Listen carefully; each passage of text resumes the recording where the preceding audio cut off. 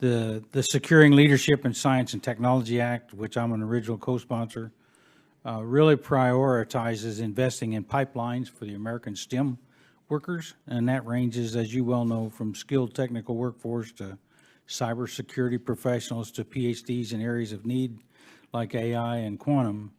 And so as a PhD, I understand the importance of research, and particularly the STEM-related fields. So my question to you is, can you comment on the national and economic security risks of failing to develop a domestic STEM-capable workforce? Start with you, Dr. Swain. I think when we look at the S&E indicators that came out two weeks ago, we can see that if you look at overall the amount of dependence we have had on and continue to have on foreign-born talent, and yet if you look between 2015 and 2017, you can see that there's a little bit of a dip in terms of foreign talent coming into our programs.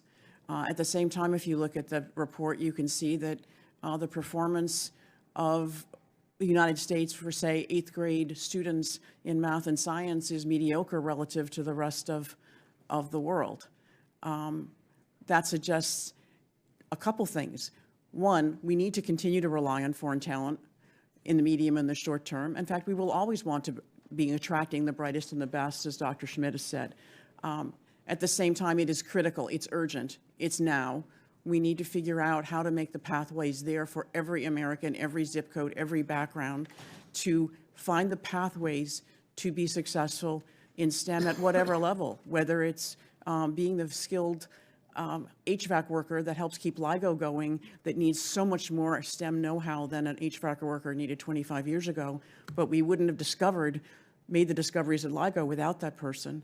But what are we going to do? We need to recognize, I'll speak as a computer scientist, that creativity, critical thinking, communication, perseverance, all sorts of things go into it, and there are multiple pathways to get there. It's not a tower, and because someone has taken a certain number of courses and isn't successfully this way doesn't mean they can't participate in the STEM economy. We need to have multiple pathways, multiple pipelines, and we need to get on it now.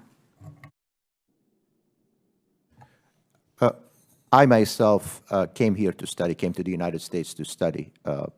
There's a benefit to keep that door open. One is others have already paid for that first 13, 14 years of their studies, and they come from a diverse and different background. So they bring with them also other ideas.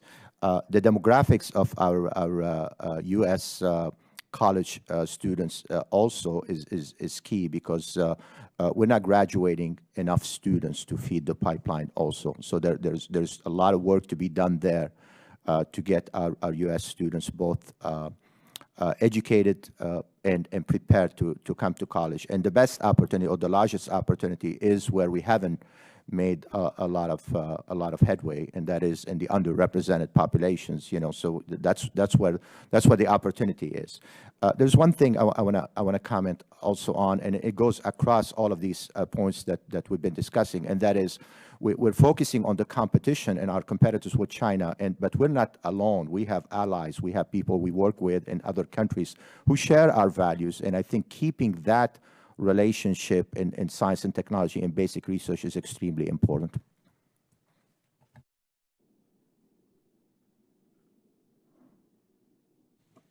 I'm close to running out of time, so thank you, and I yield back.